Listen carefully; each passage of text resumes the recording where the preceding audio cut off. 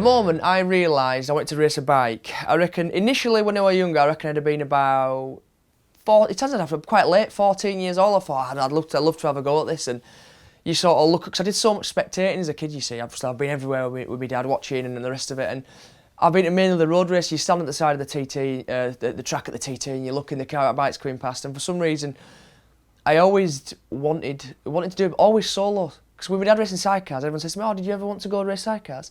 I'm like, no, I do love sidecars and I have raced them, but I've always wanted to do the solos because I'll be by myself and I can do my own thing.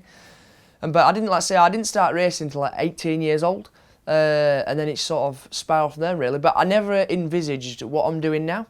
I just started racing simply just for a bit of fun, and my goal was I want to get to the Isle of Man. I want to start racing. I want to go race the TT, and I want to go race at Scarborough, believe it or not, because that was one of my favourite tracks to go watch as a kid.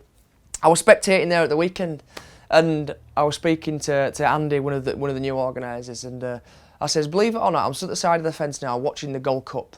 I says, I remember being a child and not even being able to look over the fence. I had to look through the squares in the fence to watch the race. And I almost felt a bit old for a moment, being 30. Do you know what I mean? I didn't know what to do, but it's not worse than watching now. Once you've done it, you always want to keep going.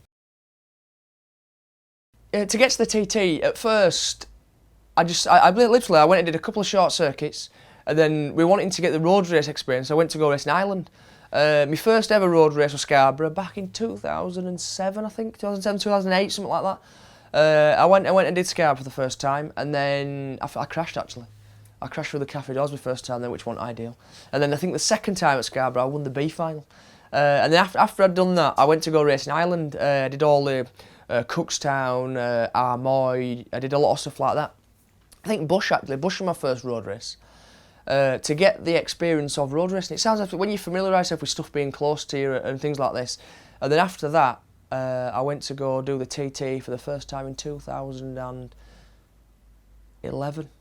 I think it was 2011, my first TT. Actually, I rode the Ian Bell bike, the Yamaha, and I rode my own R1. Because I had my own 600, which I sold, bought an R1, and I'd never really ridden 1,000. I went just for the bike. We have the bike to get the laps in.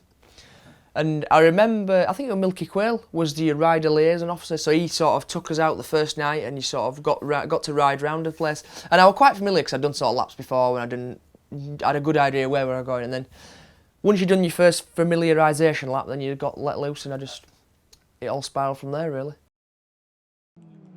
Everyone that's involved in road racing and done road racing wants to win the senior.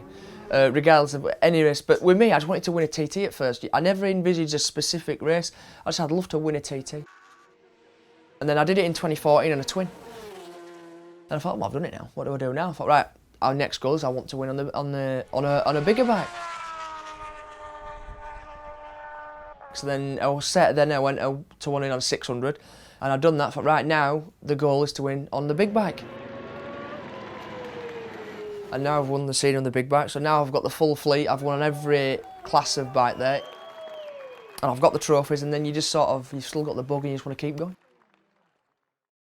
You can cut the atmosphere with a knife at the Isle of Man start line, can't you? You can literally, when you walk, they have like it's like a farm gate, where all of the bikes get pushed onto the road, and you go like, and the anticipation's almost killing you before you get there. And you physically feel a bit sick, and and do you know what it is, right? I think Lee at the nail head. Do you know at the Isle of Man, you get nervous for the fear of death. Whereas at the short circuits you're racing, you get nervous, but for the fear of failure. But the fear of failure isn't as bad as the fear of death, if that makes sense. And your stomach's churning, all the rest of it. And it's a massively emotional thing. But there's no better feeling than, do you know, I've never set off number one.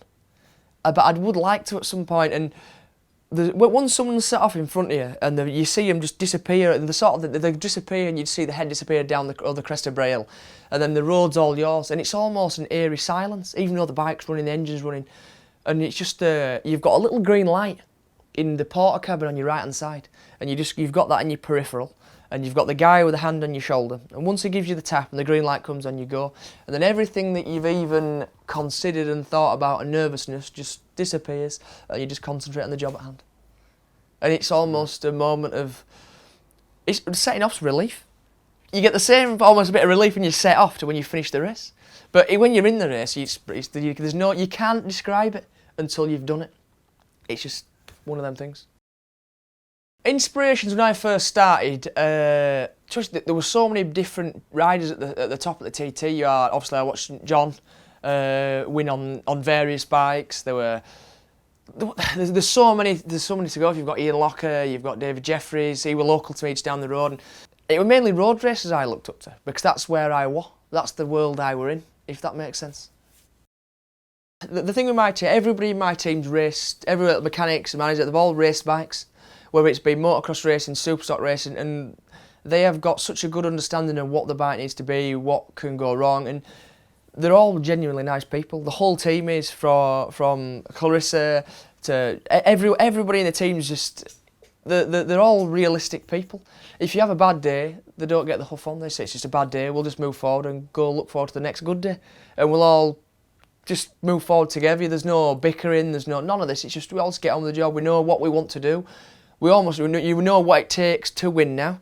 And it's just having the understanding as well as not every day is a good day in racing.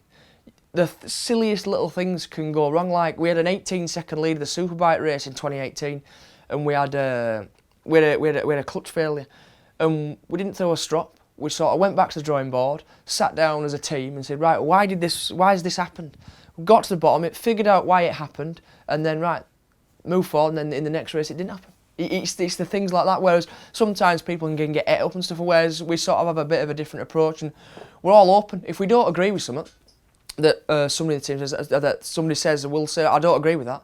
And just because you disagree with somebody, you don't fall out with them. You just sort of think, well, yeah, you'd sort of agree to disagree. Well, you think that, well, I think that. Well, let's see what happens, and we'll go from there. And we almost have a respect for each other where we can have our own opinions.